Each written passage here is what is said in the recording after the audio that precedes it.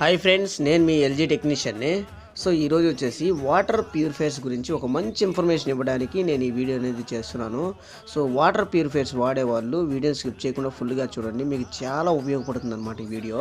So ఈ వీడియోలో వచ్చేసి మీకు వాటర్ అనేది ఏ విధంగా ప్యూరిఫికేషన్ అనేది జరుగుతుంది, సో బయట ఫిల్టర్ వచ్చేసి ఎన్ని మంత్స్కి ఒకసారి మార్చుకోవాలి, సో టీడీఎస్ అనేది ఎంత ఉండాలి, బూస్టింగ్ అనేది ఏ విధంగా చేయాలి, సో ఇవన్నీ నేను మీకు ఇప్పుడు వీడియోలో ఎక్స్ప్లెయిన్ చేయబోతున్నాను. సో వీడియో స్కిప్ చేయకుండా ఫుల్గా చూడండి. సో ఫస్ట్ వాటర్ ప్యూరిఫికేషన్ ఏ విధంగా జరుగుతుందంటే, ట్యాప్ నుంచి బయట క్యాండిల్కి అనేది ఇస్తాము వాటర్ కనెక్షన్. సో క్యాండిల్లో వచ్చేసి ఫిల్టర్ అనేది ఉంటుంది, ఇది వాటర్ని ప్యూరిఫికేషన్ చేసి సెగ్మెంట్ ప్లస్ కార్బన్కి అనేది ఇస్తుంది. ఇది ప్యూరిఫికేషన్ చేసి ఆర్ఓకి ఇస్తుంది. ఆర్ఓ వచ్చేసి మినరల్ బూస్ట్కి ఇస్తుంది. మినరల్ బూస్ట్ ప్యూరిఫికేషన్ చేసి ట్యాంక్లోకి వాటర్ అనేది పంపించేస్తాయి. ఇవే ఫైనల్గా మినరల్ వాటర్ అనమాట.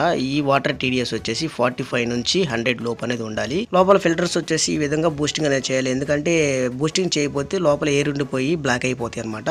బయట ఫిల్టర్ వచ్చేసి 4 months ఒకసారి అనేది రీప్లేస్ చేసుకోవాలి. మీకు మిషన్లో ఇండికేషన్ అనేది చూపించినప్పుడు రీప్లేస్ చేసుకోవాలి. థ్యాంక్